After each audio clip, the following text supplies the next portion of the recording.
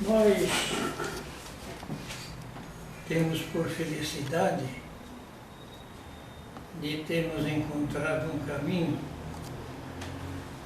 que vai nortear a nossa existência. A pergunta é assim: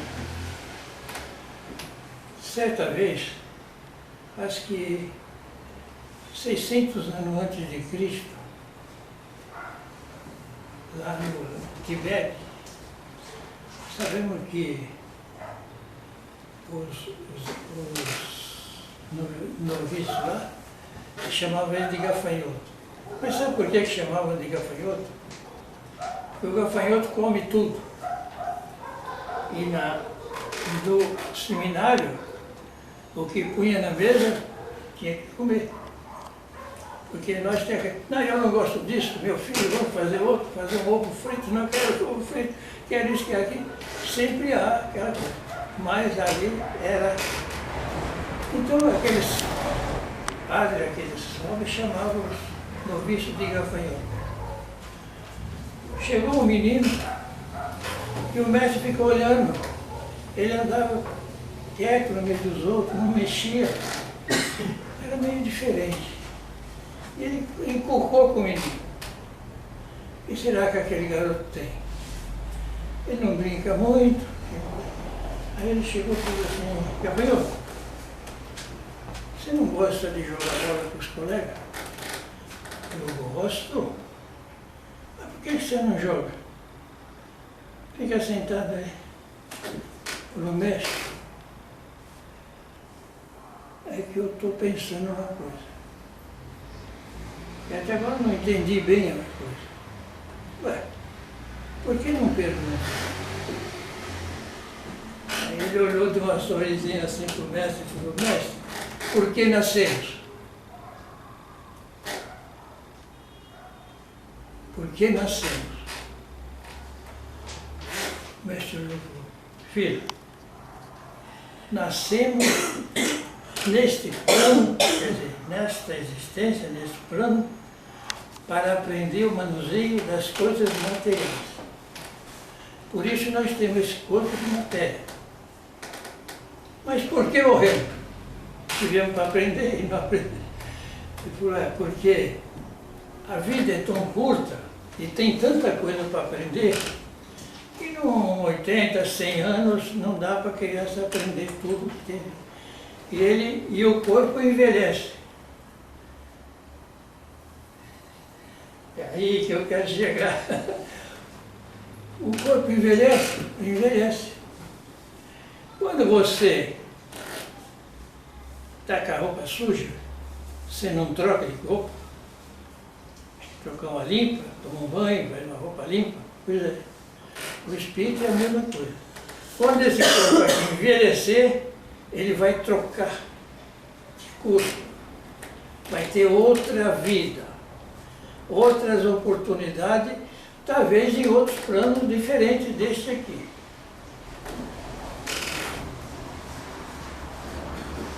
Morremos porque a vida é curta, nascemos para aprender, pois é isso que eu venho.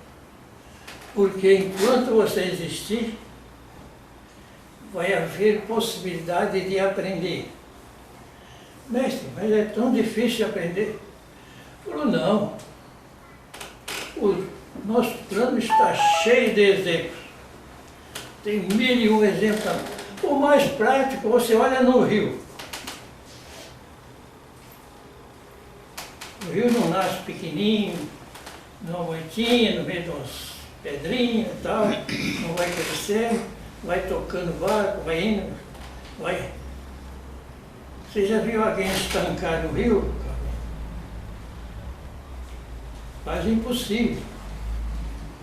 É quase impossível, não consegue. Por quê? Por que ele faz isso? Porque como o rio nasce do mar e depois ele retorna para o mar, deixa de ser o rio, mas não deixa de ser o mar. Assim também é o espírito. Quando nós estivermos num grau mais os eleitos, os mais evoluídos, sabem disso. e não preocupa, porque a vida aqui e ali, o espírito é imortal. Ele não falou espírito, ele falou o ser. O ser emanado de Deus é imortal. É o rio que corre em direção à fonte, à nascente. Se nós analisarmos bem, o rio contorna todo quanto é problema, obstáculo que ele encontra, ele vai saindo por ali, ele vai saindo por ali. Tem um muro, uma montanha, ele não vai pular a montanha, nem coisa. Ele dá volta, quilômetros e quilômetros de distância, não importa quanto tempo demora, e ele continua, sempre achando o caminho. Esse é o papel do ser que Deus criou. Nós temos que voltar para ele. Para sermos igualados em saber e sabedoria. Mas o tempo é enorme para chegarmos até lá. E a gente, nós olhamos pela vida, achamos fácil, achamos difícil. É um pouco difícil. Mas a pergunta é bem assim. Você sabe por que nós nascemos aqui? Fácil de responder. Né? Nascemos aqui para aprender. Aprender o manuseio das coisas materiais com as quais nós vamos lidar. Mas tem uma coisa. Para que nós possamos aprender, nós precisamos saber qual é o objetivo da nossa vida. Essa é a resposta, só esse monte de livro aqui vai poder dar para os senhores. O contexto de toda a espiritualidade vai poder esclarecer os senhores e as senhoras o porquê nós estamos aqui, por que nós precisamos aprender. Mas a pergunta seria fácil de responder. Nós temos que aprender para igualar e não fazer besteira e voltar ao ser de Deus, fazer só as coisas boas. Fácil de falar. Mas nós sabemos que demoramos 80 anos, 80 anos e a gente não saiu do primeiro degrau ainda. E 80, 100 anos aqui, passa rápido. Tão rápido que às vezes nós não sabemos, esquecemos até quando nasceu. Mas nós precisamos saber o que a vida nos oferece e por quê. Nós precisamos ter consciência, nunca discutir nada quando nós estiver com raiva. Não destrua em um minuto o que levou séculos para construir.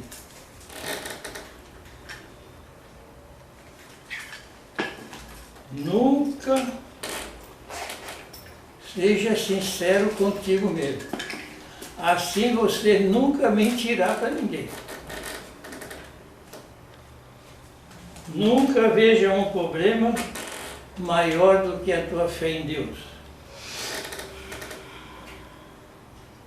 Nunca coma mais do que o necessário. A vida tem um quê de alegria e dor.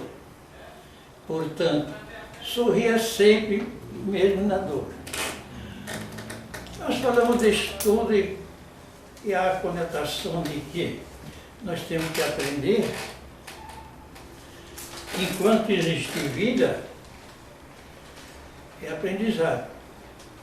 É saber aproveitar as oportunidades como o rio aproveita os tramites, os anos do caminho que ele vai ter que seguir em direção à sua origem.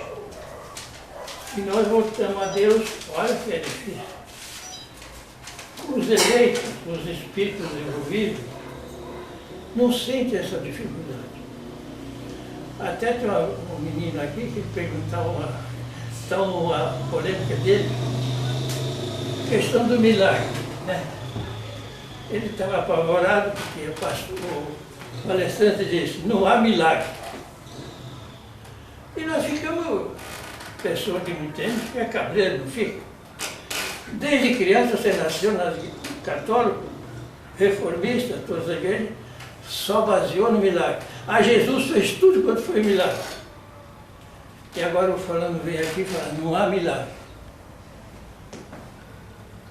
Como é que é? Como é que fica a coisa?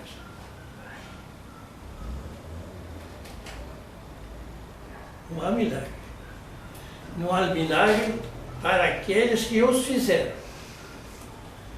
O rapaz esqueceu de explicar que para nós, uma coisa que passou além da natureza, do nosso conhecimento, nós consideramos milagre.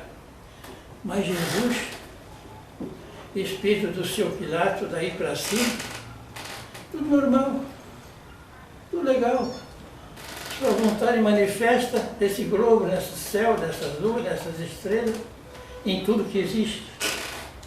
É o milagre do rio ir para o mar, passar pelas dificuldades que ele passa. Natural que eles procuram o caminho. Então, o palestrante só esqueceu de explicar para o cara que para os eleitos, para os maiores, não há milagre. Para aqueles que são dependentes como nós, há um certo milagre. Porque acontecem coisas que a gente não acredita de ver, mas sempre há aquele que duvida. Porque Einstein disse uma palavra muito bonita. Toda verdade é verdade, enquanto não existe ninguém que contesta. Um curioso vai descobrir que aquela verdade não era verdade, porque ele provou muitas coisas da ciência que a ciência vinha lutando séculos e séculos que era verdade, ele provou que aquilo não era. E assim nós passamos, porque uma verdade só Deus a tem. E nós alcançamos ela só quando nós chegamos no patamar aonde teve um ser maravilhoso que diz, eu e meu Pai somos um. Nada mais fácil senão a vontade do Pai. E qual era a vontade do Pai? Que todos os seus irmãos, seus filhos, estivessem em situação de plenitude, de saúde, de alegria, de felicidade, paz interna, paz exterior, não existisse contenda entre eles. Ele era chamado,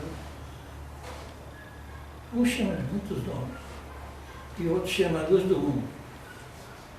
Porque uma pessoa que chega a dar vida, não reclamar para cumprir o seu papel, então nós vamos falar o seguinte, ele deixou os apóstolos, e os apóstolos seguiam o seu caminho, fez lá um centro espírita, chamava Casa do Caminho.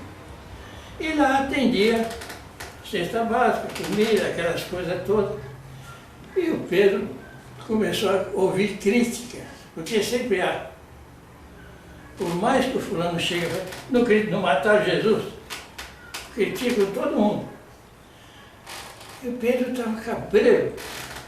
Saiu, foi lá para a praia, falou, mas caramba, quando eu estava sozinho, eu tinha a minha vida, passava fome, passava dificuldade, noite inteira no mar, às vezes sem pegar nada, e no outro dia tem que ter comida em casa, mas ninguém me criticava, estava com uma vida de paz. Agora, eu estou dando minha vida, saúde, não me chamam de ladrão, aproveitador e oportunista, um bocado de coisa, ele estava assim. Ele estava ali meditando, olhando no mar, alguém bateu no ombro dele, olhou para trás, quase desmaiou. Jesus já tinha ido a tempo. Falou, mestre, pois é, Pedro, que procura, Pedro? Ele falou, mestre, queria paz. Você que esteve comigo procurando a paz, Pedro? Pois é, mestre, eu queria paz. Ele falou, sabe que você é exigente, porque isso aqui é a coisa mais importante da vida. Viver no mundo de transição, querer paz. Mas como é que eu sei? O que se faz, Pedro? Olha, mestre, nós lá damos trigo, damos óleo, damos roupa, damos tudo, e as pessoas ainda reclamam, criticam a gente, falam mal da gente. dizendo, Ricardo, de onde vem o trigo que você distribui? Ele foi da casa de Zaqueu. E o óleo? Na casa de Elisar. E o tecido? Na casa do Benjamim. Portanto,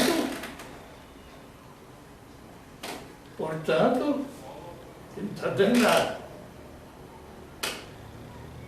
Só o seu corpeiro. Eu vou te dar um exemplo.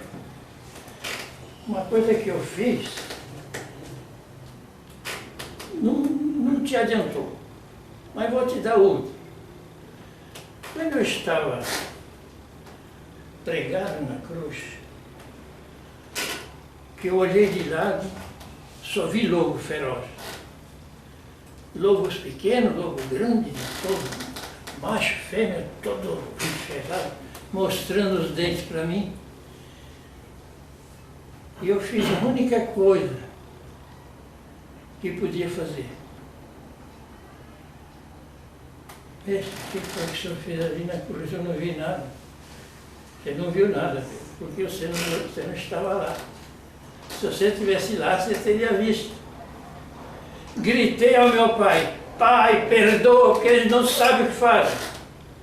São crianças dominadas pela ignorância.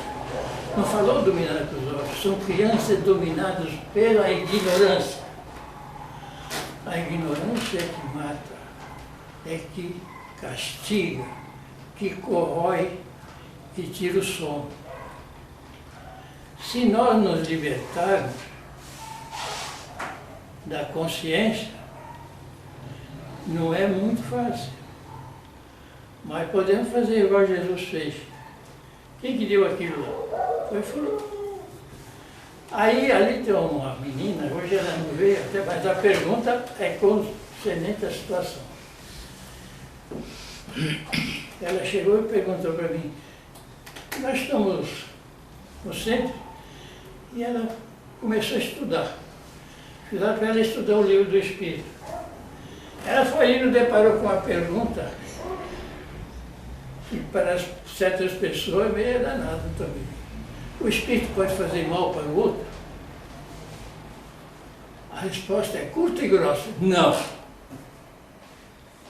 Mas não fala por que esse não. Aí ela te perdeu o sono. Eu já estava entrosando. Agora, no livro do Espírito tem essa pergunta. Mas é que devia ter, não. Sabe por quê? Todas as ações que o Espírito faz é dele. Se ele fazer o mal, ele recebe o mal. Se ele fazer o bem, ele recebe o bem. Aí ela perguntou, mas como evoluir? Falei, nesse livro, tem um monte de livros do Kardec, de todos os livros, você não vai conseguir. Mas você pode chegar, sair da tua casa, um dia de frio, sem janta, deixar os seus filhos com o marido, desligar a televisão, e ir lá no hospital, onde precisa de enfermeiro, e não tem. E lá no asilo, onde tem um velho, uma velha na cama, fez o trabalho dela o dia inteiro, não teve ninguém que limpou. Ali você vai evoluir. E a escola. Foi quando o gafanhoto perguntou, por que nascemos? E ele respondeu, nós nascemos para aprender o manuseio das coisas materiais. As coisas materiais incluem a nossa ida no asilo, nos hospitais, nas cadeias, levantar o que está caído. Esse ensinamento do mestre. Levanta o que está no chão, dá comida a quem tem fome, veste o que tem nu, dá de beber a quem tem sede, dá de graça o que de graça recebeste. Não espera recompensa, porque a sua ida nesse bar de aventura, paz e alegria, você vai encontrar flores, perfumes, abelhas, pássaros, espinho. Se você for olhar o espinho, você não vai em lugar nenhum. Se você for olhar as pedras, também não vai. Mas se você olhar as pedras, deixar de lado os espinhos, você vai colher as flores, vai colher os frutos e ser bem alimentado.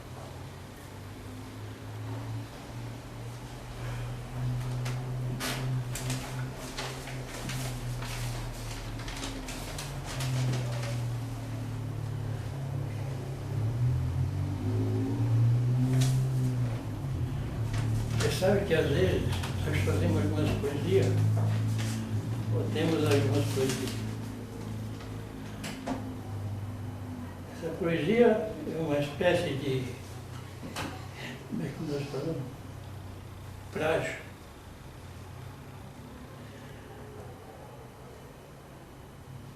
A moça olhando para o marido. Quando aproximar do meu leito de dor e de agonia, e eu ver nos teus olhos a dor da despedida, quero que sorria para mim e diga somente isso: te amo, como te amo. E assim partirei contente, porque sabereis que me ama, e em outra vida te esperarei contente, porque sei que me amas simplesmente. Isso é que Deus espera de nós. Amamos simplesmente por amar. Nada mais. Paz de Deus com todos nós, agora e sempre. Obrigado.